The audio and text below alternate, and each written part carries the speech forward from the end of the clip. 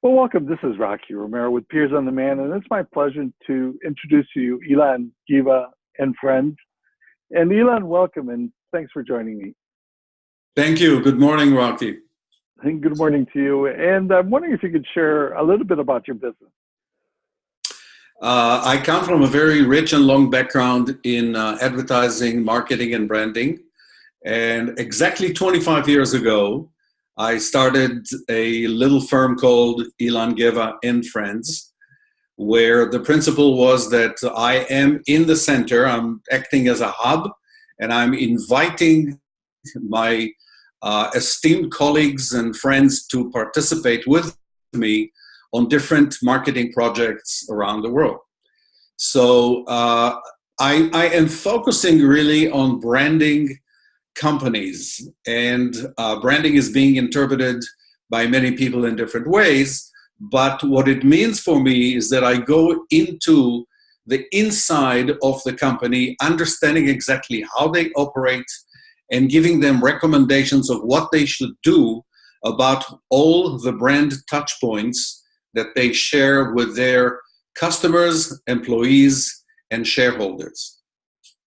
Excellent. So I'm curious, and Ilan, who's an ideal client or an ideal connection for you?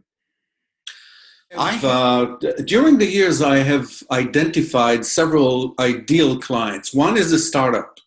There are many companies that have an idea. They have a business idea or a product idea, and they just don't know what to do about it, except for the financials. They understand how to build a financial forecast and all that, but they really don't know how to build the brand from scratch.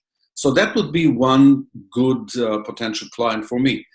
The second typical client that I see are existing companies, existing brands that have been operating for a while, but they got stuck. You know, they reached a certain plateau. Let's say they have 20 million in revenues, but they would love to be at 40 million in revenues. And the things that they try to do, they do it without really looking at who they are and what they stand for. And therefore, they may not be relevant to the target audience that they've been working with for the last 20 years. The third type of a company would be a company that is already in trouble, meaning they are in the decline stage and they're becoming slightly desperate, and they seek solutions with either attorneys or bankers or financial aid of this kind of another. And sometimes I can come and look at the organization and say, you know what? Your brand is really what is not functioning anymore. And all the touch points that you have with the public out there are no longer relevant, or you're not using the right technology, or you're not speaking to them in the right tone of voice. So I'm dissecting their situation and looking at how I can help them. Oh, so with all the experience that you have, I'm wondering if, Ilan, you might share a story of someone, a business that received tremendous value by working with you. What would that be? One of the things that I'm hesitating to do in a public forum like this is to really mention names. But I can give a very definite example in a business category. If you look at the fast food category, for example, one might think only of the big names that everybody knows, the McDonald's, the Burger Kings, and on and on. But apparently there are many, many little medium-sized businesses in the fast food industry, and they are not national. They are regional or local. One such company, I was very fortunate to be introduced to them, and a whole team of myself and my partners and associates, we have helped them to redefine their brand and take them from a place where they could really better, I think that the best word to say is better articulate themselves to the world. In other words, some restaurants would have on their menu everything. Everything. That could be Italian food, Chinese food, Russian food, you name it, and they just say, oh, we do everything for everybody.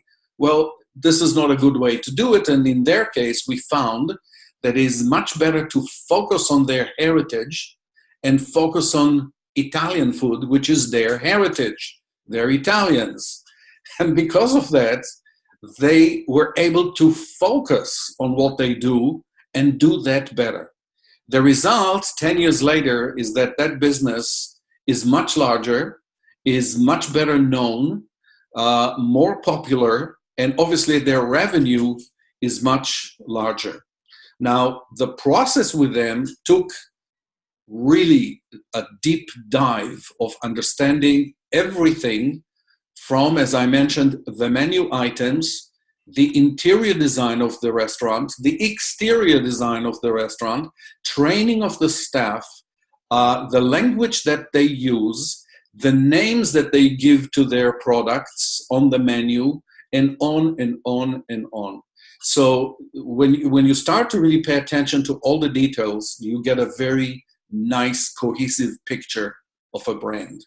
So the lesson that I learned from that is that in any business, you cannot really try to be everything for everybody. You have to find your expertise, you have to find your focus, you have to understand what makes you outstanding, not good, outstanding, exceptional. And with that in mind, your chances of success are much, much better. Learned lessons from you, from your expertise and the value that you brought from others.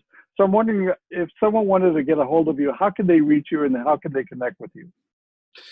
I really prefer personal connections with people. Of course, people can send me emails and they can look at my website, which is www.ilanbrands.com. And my phone number is area code 312-497-2233. And through my website, they can, of course, email me and ask me questions and just get hold of me. I travel a lot, but I am very responsive even when I'm on the other side of the globe. And Ilan, thanks for being with me at this moment. And I do recognize the value that you bring to businesses and inevitably to the rest of the world, directly or indirectly, because fundamentally, you start off with branding and then marketing takes over and then sales and then business and then a community grows because of that. Ilan, thank you so much for today. And I look forward to connecting with you more often. Rocky, thank you so much. Have a wonderful day.